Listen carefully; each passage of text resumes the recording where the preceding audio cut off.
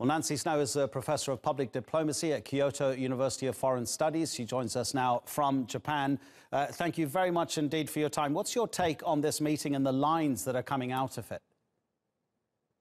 Well, it's going to make it a little bit more complicated now for Donald Trump in the United States, because China and North Korea, this is quite significant in that Kim, for his first high-level meeting with a foreign leader, he went at the invitation of Xi of China. And this is quite extraordinary, especially the message of denuclearization.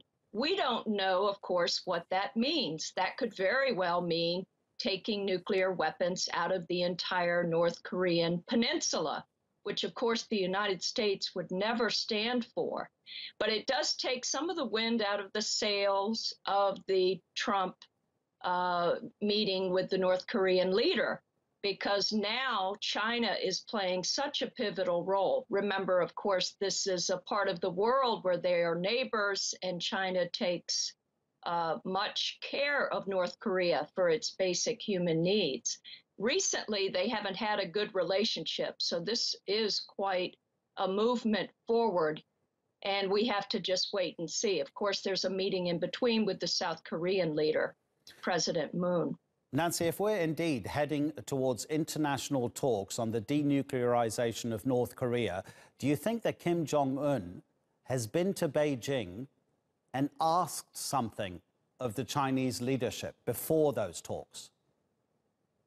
He may very well have asked something, but I find it a little doubtful. I know he was treated with a lot of respect. He was given a very high state-level visit, and so the images coming out must be quite remarkable for those, if they're possible to see all the images in North Korea. I'm sure it's a real celebration of the power and the legitimacy that he has now. And of course, he brought his wife along as well.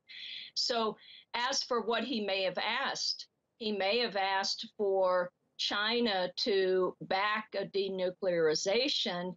But again, it's not going to be the same picture that many in the United States, and you would have to add Japan, would want if it's calling for a total denuclearization of North and South Korea. So it's one thing if he's saying, I'm going to give up nuclear weapons on my side, but it's not clear that he's saying that at all, because you'd have to wonder, why would you do that? What are you getting in return?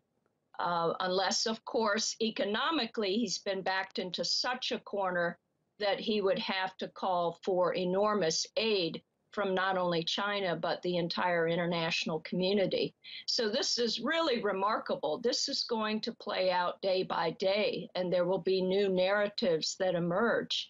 But it's one to watch, because I really never thought I would see this in my lifetime, such a possibility of some peace for this region. It's always very uncertain here, and things can change on a dime. There's not a lot of trust. You've got John Bolton coming in as the new national security advisor. He is going to be warning Trump, I'm sure, not to play this game, and he's going to make it come across as if China and North Korea are in cahoots, perhaps, to strike something that would actually put the United States in a weaker position.